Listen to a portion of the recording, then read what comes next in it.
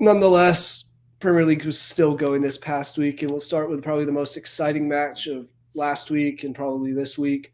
Newcastle and Manchester City. Man, first of all, I got to say Kevin De Bruyne is back. He is back. Start with that. A goal and an assist. Goal was taken beautifully to equalize, make this a 2-2 match. It just ripped it from outside the box, bottom corner, nothing the goalkeeper could do about it. Then that winner, Oscar Bob, in the 91st minute. First of all, his touch to get around the defender and then just slot it in was beautiful. But that pass from De Bruyne was picturesque, I would say. Yeah, everything about that last play was beautiful. The ball was as good of a ball as you could ever play. Like, that was ridiculous. The perfect placement, perfect weight, everything about it was just perfect. Yep. But with every perfect pass, you need a perfect finish, and that's what Oscar Bob did. The way he just touched it around keeper defender to just set himself up, for that finish. Oh, yeah. It was actually unreal.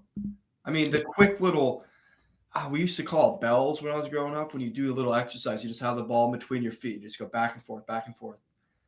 He just did that effortlessly. Just bam, bam, and just finished it. It was beautiful. Like, everything about that entire play, the ball, the finish was beautiful. And that's something that champions do. In a game where it's 2-2, it's been a very good game. Newcastle looked like they deserved a point.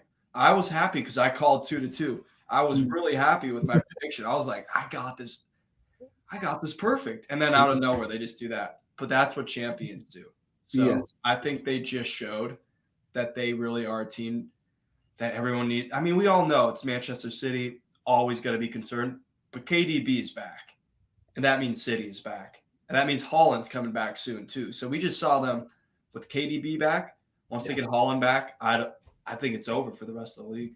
Well, the crazy part is KDB only came on in the 69th minute. Mm-hmm. So it wasn't like he was playing the whole match. He came in and immediately turned it around because that first goal came his goal came in the 74th, and then obviously Bob's in the 91st. And as much as, I mean, for a 20-year-old to have that much composure in the last minutes of a match and slot it home, Norway's got something special. If they can get their shit together with him, Haaland, Odegaard, they could actually make a tournament some point in the future. No, they're building towards something really good. They've got the pieces for sure. Yeah. Do also want to go ahead. No, you could go. I was gonna say I also want to talk about that Bernardo Silva finish that opened the scoring and made it 1-0 for Man City. Nice little ball in, and then just that back heel around. Oh yeah, nothing people could do. Just another beautiful goal. So. Those are so pretty to watch, man. Oh, it doesn't matter who's taking it. It's just when you get that right. Yeah. Can we talk about Isak's goal though? That was and Anthony Gordon. Oh, this game was an absolute banger. If you haven't watched the highlights, come back and just watch the goals. At least all 5 of them were special. Yeah, all the goals were good. Bernardo Silva's and then Isak's was actually so beautiful. The way he just curled it around. It was beautiful. Perfect placement. I think he is one of the best strikers in the league. I really do in terms of technical ability. I mean, that finish was just phenomenal. Like, the way he just curved it in. And then, obviously, Gordon's finish, too, was pretty world-class. He's having a great year, by the way. Yes, he is. I feel like no one ever thought of him. He was an afterthought. Now it's like, holy crap, Anthony Gordon's actually unreal. Not Aaron Gordon. Anthony Bruyne is actually unreal.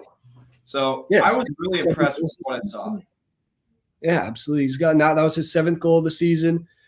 Also has a couple assists, I'm pretty sure. So he's having a very big impact. And this is kind of the Newcastle. Obviously, the result didn't go their way, but this is the Newcastle I expect to see week in and week out, and thought I would be seeing all season, where they have this skill. They're finding the back of the net, and it's just pretty football to watch. Yeah, they may have lost, but you were up 2-1 at a certain point against the best team in the league, best team in the world. You may have lost 3-2, but you can take some positives from that. I mean, sure, City dominated 27 shots, 11 on target, 73% possession. So obviously, lion's share of the ball, the chances were City's. That's just about every game. You rarely see a team outplay City when it comes to passing, possession, and chances created. I think the Villa game was like the only one I can think of off the top of my head where another team just beat them in those regards. So yeah, from a Newcastle perspective, you actually did all right. It just you lost because they have Kevin De Bruyne. Literally, they just have a little bit extra class. That's really all it is. So if I'm looking at it from a Newcastle perspective, I'm actually pretty happy with that. Disappointed because you were right there. You're up 2-1, and then it's 2-2. Look like you're going to get a point, and you lose.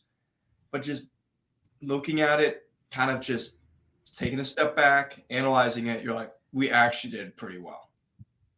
Oh, absolutely. And I mean, that's where we've talked time and time again about how good Man City is, especially in the second half of the season, because they have that depth.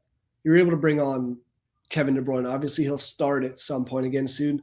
But then if he replaces Bernardo Silva or Kovacic or Rodri, that's just another star that you can bring on off the bench. Oscar Bob came off the bench.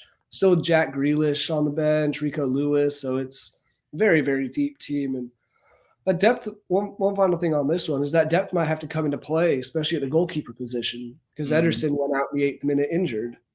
Yeah. That's a huge loss, man. I mean, because it's not just his shot-stopping ability. What Ederson's known for is his distribution. He's the best keeper in the world when it comes to distribution, I think. The way he can just ping balls, find those little slip passes, no keeper does it better.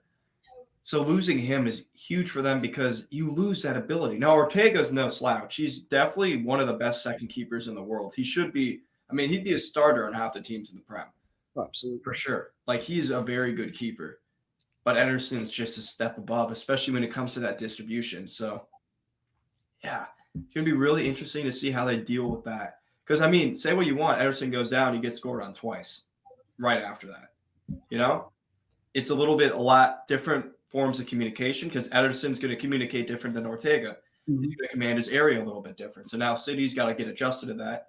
Now, luckily, they have the weekend off. They can kind of figure that out and go from there in terms of Premier League games. Yeah. So they got some time to figure that out. I don't know. How long is Ederson out again? I haven't actually seen any update. I was just looking before we started the show this morning and did not see anything update-wise, so not quite sure on that. But so that's not a good sign if we don't have if there's no news, no news is bad news. Yeah. So that's a huge loss. I still think they'll be fine. Yeah, especially their next match is against home to Burnley, so you would assume that they will be okay. Hey, I called that as a Burnley victory before the season started. I'm sticking with that. I'm calling a company masterclass at his former ground. Yeah, you called that, and I called him coming on as a defender at some point. So maybe this is the time for both to happen. Yeah. No, it's written in the stars. It's happening. Yeah, you heard it here first, folks. Burnley is going to beat Man City in a couple weeks' time, so see it.